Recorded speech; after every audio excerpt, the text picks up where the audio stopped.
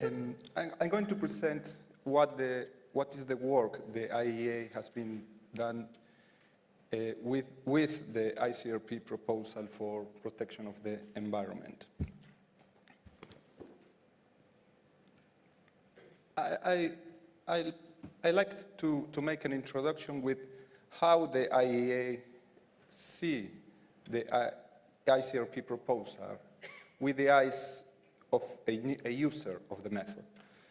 And basically, you have what we understand is a very good defined framework for assessment where you have objects for protection, humans of very different types, size, and characteristics.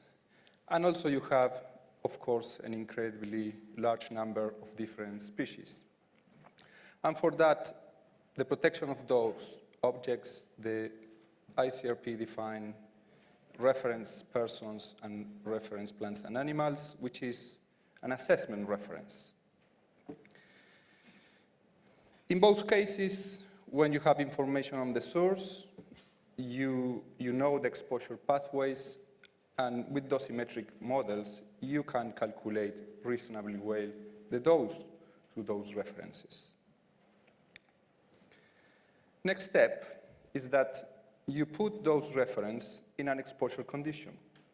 In the case of the human, we have been defining the critical group, now is the representative person, which is someone which lives in certain place close to the installation and is representative of those most highly exposed. You basically do the same for flora and fauna. You calculate the exposure conditions in a place where you suppose that those references are most highly exposed. With these two assumptions, you can estimate the effective dose in the case of the representative person and the absorbed dose in the case of reference plants and animals. In some cases, you could decide that the RAPs defined by the ICRP could be replaced by other reference organisms. And the ICRP gives some guidance on what you have to consider when changing these RAPs. And one of the things is important is what is the information that you have, not only on the dosimetric side, but also the information on the effects side. If you don't have information on the effects, you cannot use references, other references. And in the end, you compare the doses you estimate with a radiological criteria, and this radiological criteria is based on information on effects. So the system runs parallel, and we agency likes very much this approach because we understand that it's very easy to implement in regulations and standards. For the case of the plants and animals, the ICRP defined reference plants and animals for three major ecosystems: the terrestrial, the freshwater, and the marine ecosystems. And this is something that the IAEA add to the system. The IAEA, in the recently published Basic Safety Standards, said that the impact on humans and the environment should be considered in an integrated manner. It's true that it's a bit abstract, what is an integrated manner or integral manner, but we in the agency decided that one way to establish a connection between human and flora and fauna is through the exposure scenario.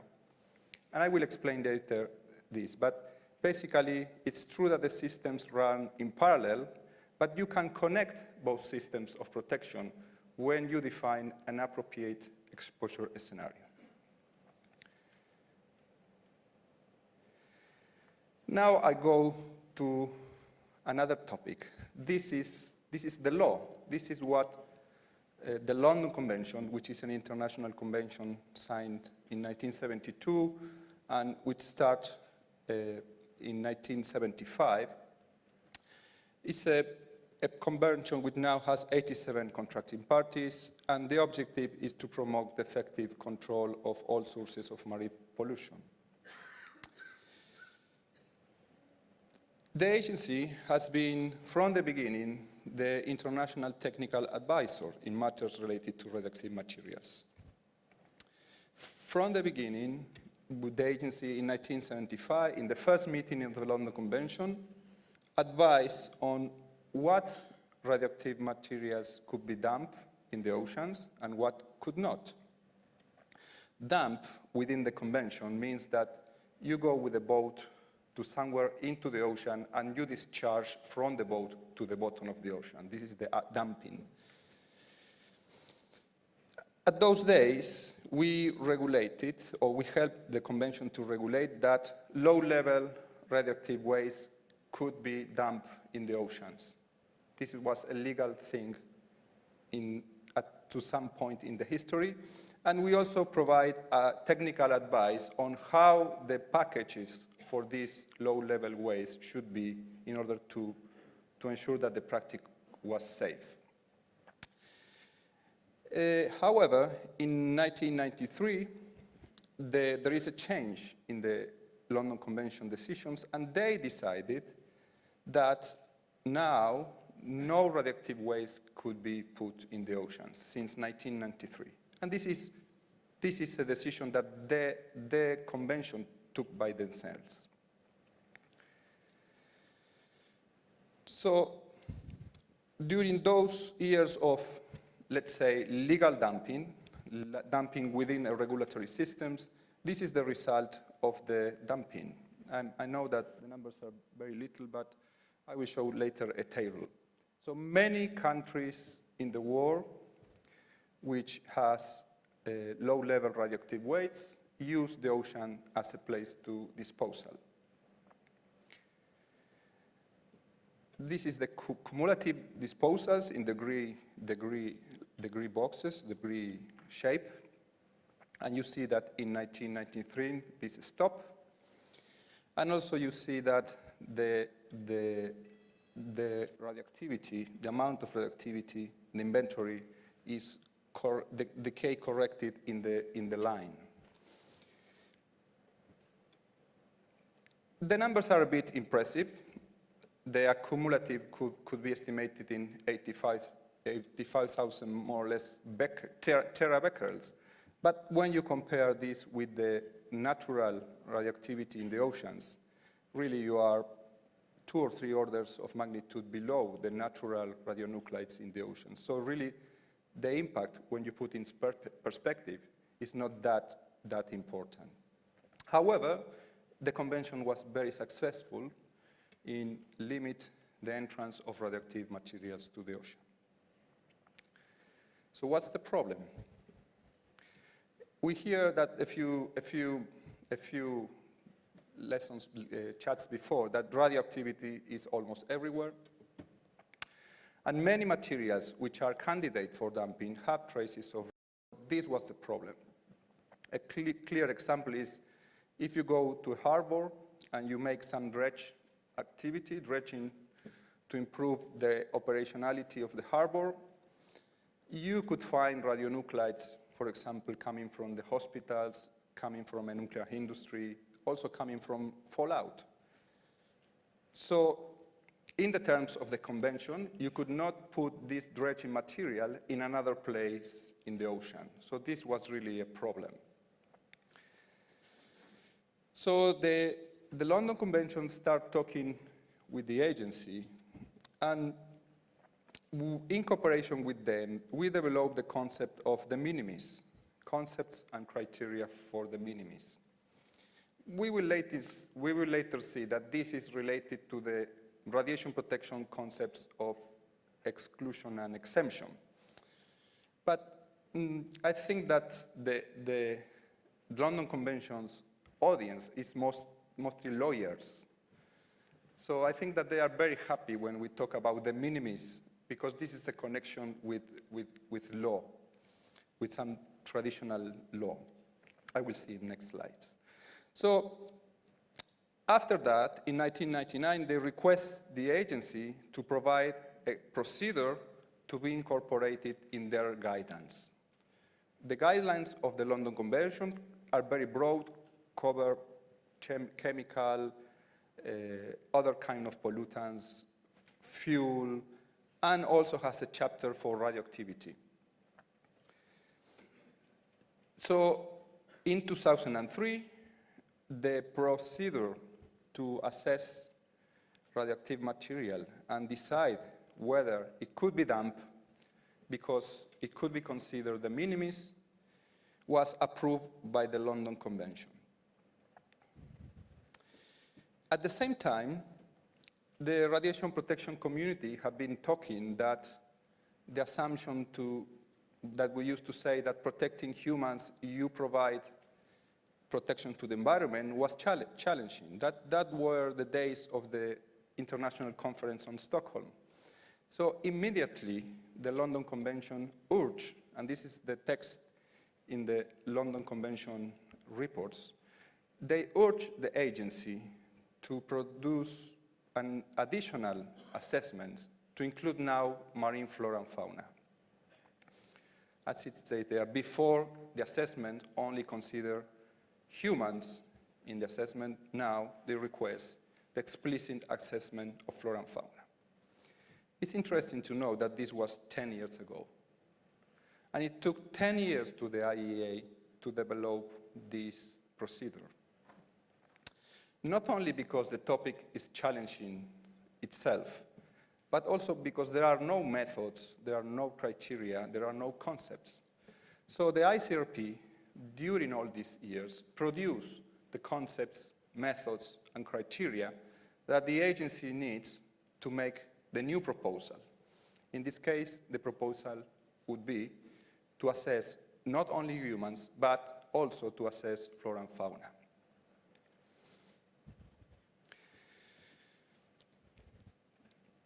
De minimis, as I said, I think that the lawyers like a lot because it comes from Latin and probably from Roman Rite. And it's not really related to the amount of activity, or it's not related to the radioactivity. De minimis is related to the situation that this radioactivity caused. And in one of the cases, the situation could be unamenable to control. So the law cannot do nothing for things which are unamenable to control. Another situation could be that the impact is trivial. And in that case, there are no justification for regulatory efforts for something which is trivial. So the minis cover these two aspects. And after the minimis discussion with the London Convention, the ICRP and the IEA developed more the concepts of exclusion and exemption, which are basically exactly what the minimis needs.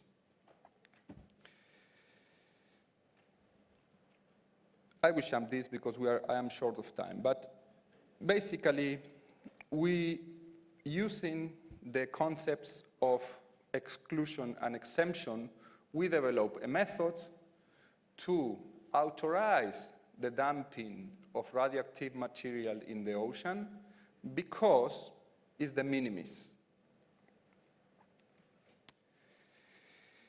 So we define 3 radiological criteria, now including marine flora and fauna. And the radiological criteria is that, of course, is if not exclude, it means if radioactive material is not unamenable to control, and this is the typical thing of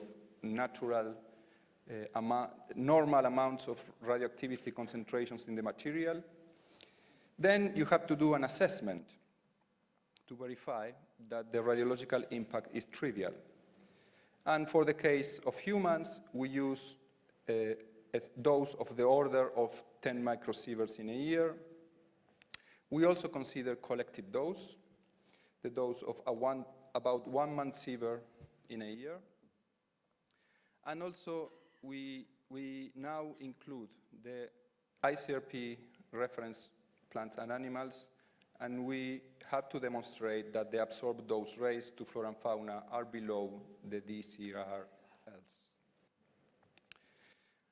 Alternative, you will see in the method, that you can assess the optimization. So even if some of these doses are a bit above the radiological criteria, in terms of justification of the protection, you can still dump some material. These are the exposure scenarios. These were developed initially only for humans. And we assess the dose to the crew during the dumping activities, and we assess the dose to the public, assuming that the amount of radionuclides, the amount of radioactivity that you dispose in one place is diluted in a box of 10 by 10 kilometers and 20 meters of depth with a very low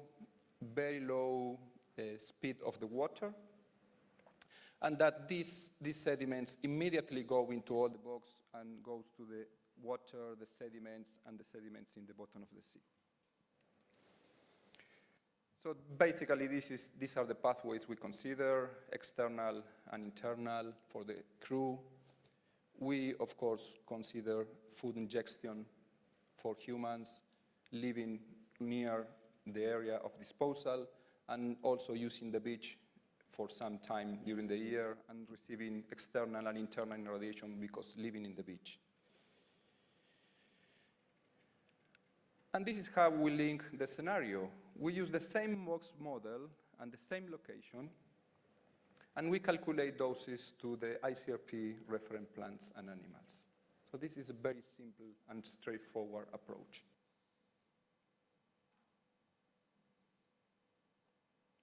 We also assess collective doses, and collective dose was proposed in 2003 when they approved the method for humans, and we keep the collective dose in the methods now.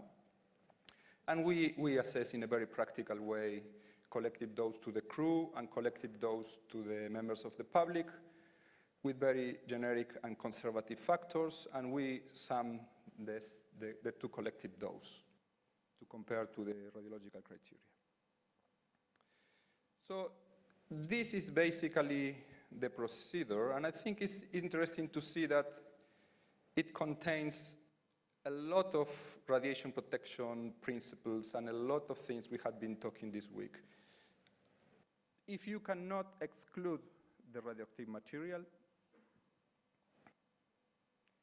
one reason of excluding is that you are dumping material which has natural radioactivity, not artificially enhanced. So if you cannot exclude, you enter to a screening stage where you compare the three radiological criteria for humans, 2 for humans, and 1 for flora and fauna, or the DCRLs for flora and fauna. You will see that this part is done by the harbor authorities. They don't need a radiation protection specialist to do this. So this is very important. This is very practical. The authorities in the harbors can immediately use this screening stage and decide whether they authorize a boat to go dumping, or yes or not. The London Convention is a very strong convention, and the harbors have to report to the national authorities on which activities of dumping they have authorized, and they had to demonstrate that they fulfill this procedure.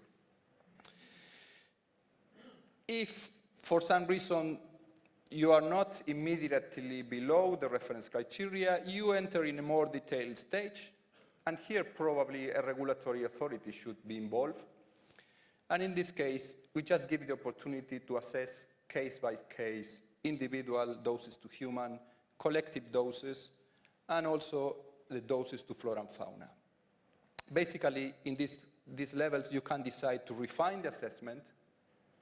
The first way of refining the assessment is if you think that 20 meters depth and 1 meter per second is nothing to do with your real water depth and water speed, you change immediately the parameters and you obtain a new concentrations. And also, it gives the opportunity to optimize. So even that you are above some of the reference levels, you have the opportunity to apply optimization. So the method is including all the principles of radiation protection for humans and the principles of radiation protection for flora and fauna that the ICRP developed. I will not go into detail, but basically in the tech doc we prepare, the tech doc is a report prepared by the agency for the purpose of the London Convention. We just produce a table of normalized doses per unit activity, and the people in the harbor just has to multiply these tables for the real amount of activity and for the concentrations, the becquerels per kilo of each of the radionuclides in the candidate material. We do the same for the case of public, and we do the same for the case of flora and fauna. So with 3 or 4 tables, really it's one table with 3 or 4 columns, someone in harbor could decide to authorize a dumping.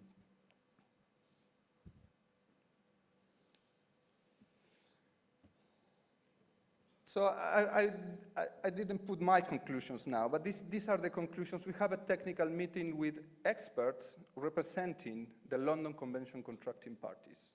And of course they work with us, but these conclusions refers somehow to the ICRP proposal.